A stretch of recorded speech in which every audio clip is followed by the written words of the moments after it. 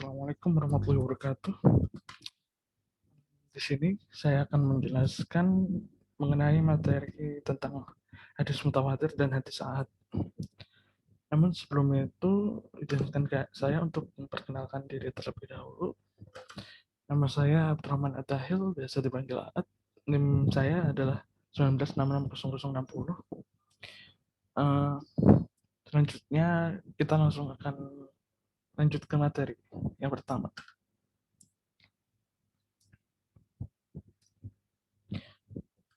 Sebelum itu, untuk membahas lebih dalam, saya akan menjelaskan mengenai apa itu hadis. Secara eksistensi hadis itu di dalam Islam adalah sebagai sumber hukum Islam yang kedua setelah Al-Quran. Dan hal ini tidak dapat diragukan lagi. Namun karena proses transmisi hadis berbeda dengan proses Al-Quran, maka dalam proses penerimaannya tentu mengalami berbagai persoalan serius yang membedakannya dengan Al-Quran tentunya.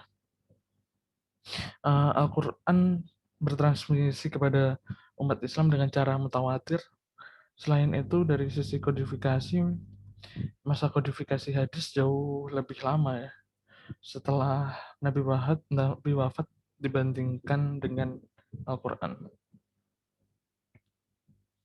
Hadis dikodifikasi pada awal abad kedua Hijriah, sedangkan Al-Quran sudah dibukukan pada sekitar tahun 22 Hijriah.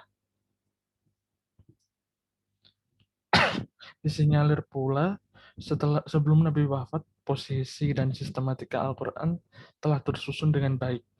Kondisi ini sangat berbeda dengan apa yang dialami oleh hadis tentunya. Oke, selanjutnya langsung saja kita lanjut ke jenis-jenis hadis yang akan kita bahas. Yang pertama ada hadis mutawatir tentunya. Nah, pengertian dari hadis mutawatir sendiri ini adalah yang pertama menurut bahasa ya, kata al-mutawatir merupakan sebuah isim fa'il yang berasal dari masdar al-tawatur semakna dengan al-tatabu'u yang berarti berturut-turut atau beriringan seperti kata tawaro al-mataru yang berarti hujan turun berturut-turut. Sedangkan menurut istilah hadis mutawatir adalah hadis yang diriwayatkan oleh sejumlah perawi pada semua tobaqat atau generasi yang menurut akal dan adat kebiasaan tidak mungkin mereka bersepakat untuk berdusta. Dalam ilmu hadis maksud hal ini adalah hadis yang diriwayatkan dengan banyak sanad yang berlainan rawi-rawinya, serta mustahil mereka itu dapat berkumpul jadi satu karena berbeda generasi tadi untuk berdusta mengadakan hadis ini. Pengertian di atas kalau kita pecah-pecah akan terdapat 3 syarat bagi hadis mutawatir itu sendiri. Yang pertama adalah mesti sanadnya memiliki banyak sanad. Meski sama banyaknya rawinya dari permulaan sanad-sanad sampai akhir sanad, umpamanya di permulaan sanad yang mencatat 50 orang, maka di pertengahan sanadnya sedikitnya mesti 50 rawi. Dan di akhir sanad sahabat yang mendengarkan dari Nabi SAW pun sedikitnya mesti 50 orang juga.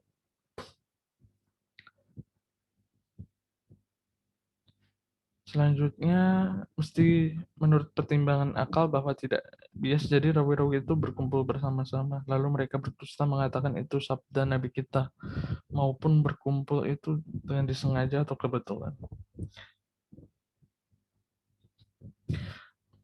Selanjutnya, secara lebih mendalam lagi, syarat-syarat hadis mutawatir sebenarnya itu ada bahwa suatu hadis bisa dikatakan mutawatir apabila telah memenuhi 4 syarat. Yang pertama yang sudah saya sebutkan tadi, yaitu jumlah perawinya harus banyak. Selanjutnya, perawi banyak ini harus terdapat dalam semua generasi sanad. Terus sandarannya adalah panca indera. Nah, itu itulah beberapa uh, adapun adapun jika sandaran beritanya adalah akal semesta seperti pendapat tentang alam semesta yang bersifat khusus atau baru, maka hadis tersebut tidak dinamakan mutawatir. Selanjutnya kita akan uh, melanjutkan ke nilai hadis mutawatir. Hadis mutawatir itu mengandung nilai-nilai daruri, yakni suatu keharusan bagi manusia untuk mengakui kapasitas kebenaran suatu hadis seperti halnya seorang yang telah menyaksikan suatu kejadian dengan mata kepala sendiri. Bagaimana mungkin dia ragu-ragu atas kebenaran sesuatu yang disaksikan itu? Demikian juga dengan nilai hadis mutawatir itu sendiri. Semua hadis mutawatir bernilai makbul atau dapat diterima dengan dasar hukum dan tidak perlu lagi diselidiki keadaan perawinya. Sedangkan hukum hadis mutawatir itu sendiri adalah qat al-thubut, yaitu memberikan informasi yang pasti akan sumber informasi tersebut. Oleh sebab itu, tidak dibenarkan seorang mengingkari hadis mutawatir, bahwa para ulama menghukumi kufur bagi orang yang mengingkari hadis mutawatir. Sedangkan untuk keberadaan hadis mutawatir itu sendiri, Ibnu Sholah berpendapat bahwa hadis mutawatir jumlahnya tidak banyak. Pendapat ini dibantah keras oleh Ibnu Hajar. Orang yang mengatakan bahwa hadis mutawatir jumlahnya sedikit berarti dia kurang serius untuk mengkaji hadis. Para ulama kemudian berusaha mengukur dua pendapat ini. Apabila dimaksud oleh Ibnu Sholah adalah hadis mutawatir lafzi, maka pendapat itu ada benarnya, karena keberadaan mutawatir lafzi realitanya memang tidak banyak. Sedangkan Ibnu Hajar tatkala mengatakan bahwa hadis mutawatir jumlahnya banyak, juga ada benarnya jika yang dimaksud adalah hadis mutawatir maknawi atau mutawatir secara umum.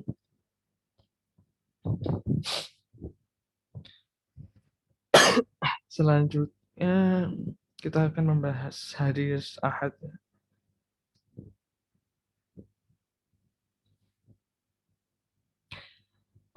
Secara pengertian, menurut bahasa, kata ahad merupakan uh, kata jamak dari kata al-ahad yang berarti satu, atau hadis wahid yang berarti hadis yang diriwayatkan satu perawi saja.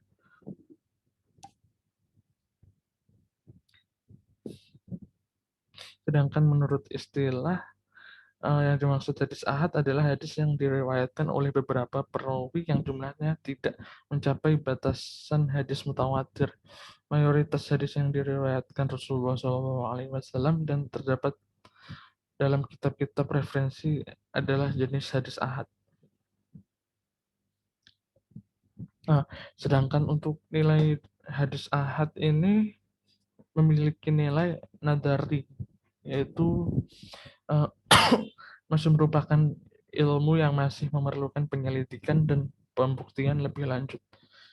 Menurut Ibnu As-Sholah, riwayat perawi tunggal sikoh atau hadis qorib, dan tentunya ini jenis-jenis hadis ahad tadi, hadis qorib dan hadis fard, diklasifikasikan menjadi 3 kategori. Yang pertama, riwayat perawi sikoh yang bertentangan dengan riwayat yang lebih sikoh. Yang kedua, riwayat perawi yang bertentangan dengan riwayat perawi sikoh lainnya.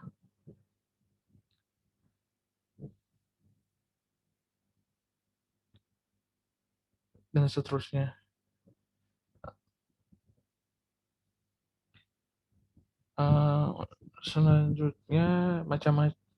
Selanjutnya kita akan lanjut ke slide berikutnya.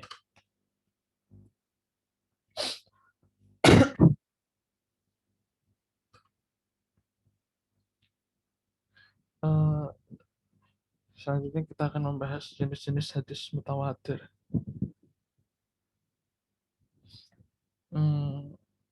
Hadis mutawatir itu sendiri mempunyai 2 macam. Yang pertama adalah mutawatir lafzi, yang artinya secara lafaz Jadi mutawatir itu ialah mutawatir yang lafaz hadisnya sama atau hampir hampir bersamaan, atau hadis mutawatir yang berkaitan dengan lafaz perkataan Nabi.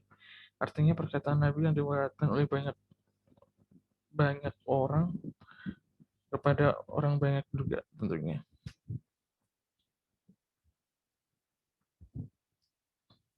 Contoh hadisnya uh, ada di slide ini ya.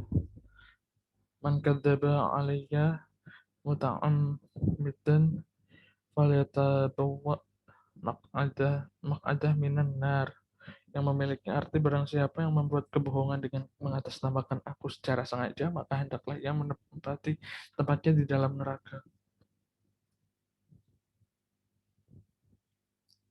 Selanjutnya adalah hadis Nawawi.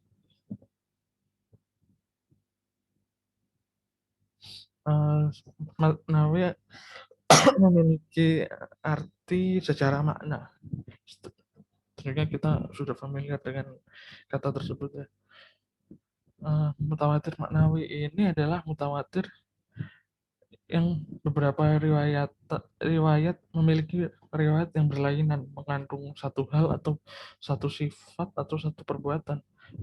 Secara singkatnya, beberapa cerita yang tidak sama tetapi berisi satu makna atau tujuan. Atau hadis mutawatir ialah hadis yang menyangkut amal perbuatan Nabi. Artinya perbuatan Nabi yang diriwayatkan oleh orang banyak kepada orang banyak lain. Contoh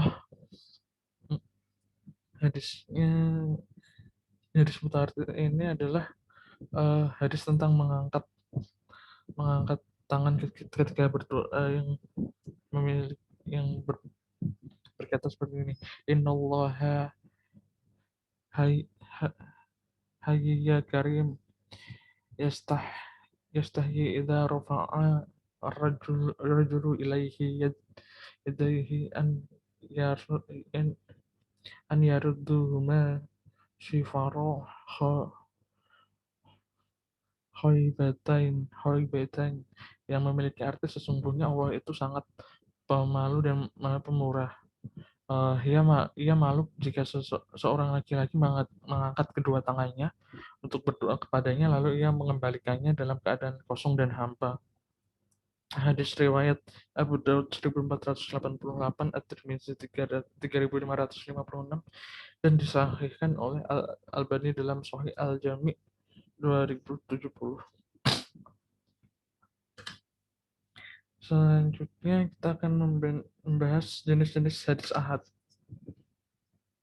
Seperti yang bisa kita lihat, hadis ahad memiliki 3 jenis ya. Yang pertama adalah hadis ahad masyhur, yang selanjutnya aziz, dan yang terakhir ada gharib. Hadis masyhur adalah hadis yang diriwayatkan oleh 3 orang atau lebih, lebih tepatnya tidak mencapai derajat hadis mutawatir yang tadi saya jelaskan.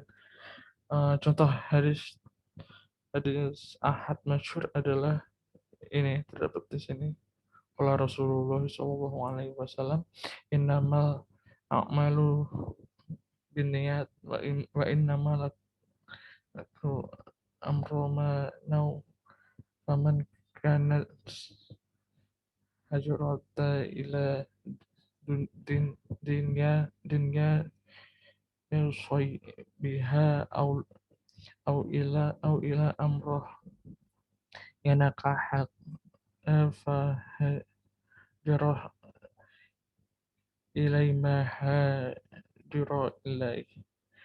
Selanjutnya jenis yang kedua adalah hadis ahad aziz. Hadis ini adalah hadis yang diriwayatkan oleh 2 orang, walaupun 2 orang rawi tersebut terdapat pada satu tobakoh saja atau satu masa. Kemudian setelah itu orang-orang pada meriwayatkannya atau diriwayatkan oleh orang banyak. Untuk contohnya bisa dilihat sendiri di bawah di sini. Selanjutnya ada hadis gharib. Hadis gharib adalah hadis yang dalam sanadnya terdapat seseorang yang menyendiri dalam meriwayatkannya, di mana Nah, saya penyendiriannya dalam sana terjadi. Penyendirian perawi ini bisa berarti mengenai seorangnya, yaitu tidak ada orang lain yang meriwayatkan selain dia. Sedangkan macam-macam hadis gharib itu ada dua, gharib mutlak dan gharib nisbi. Untuk penjelasannya bisa dilihat sendiri di sini. Untuk hadis mutlak dikategorikan hadis mutlak apabila penyendirinya itu mengenai personalianya sekalipun penyendiri tersebut hanya terdapat dalam satu tobaqoh. Untuk contohnya bisa dibaca di sini. Dan untuk hadis gharib nisbi dikategorikan hadis nisbi karena apabila keghoribannya terjadi menyangkut sifat-sifat atau keadaan tertentu seorang perawi tersebut. Contohnya, contoh hadisnya terdapat di bawah sini. Dan sepertinya itu adalah materi terakhir dari saya. Kurang lebihnya mohon maaf. Wassalamualaikum warahmatullahi wabarakatuh.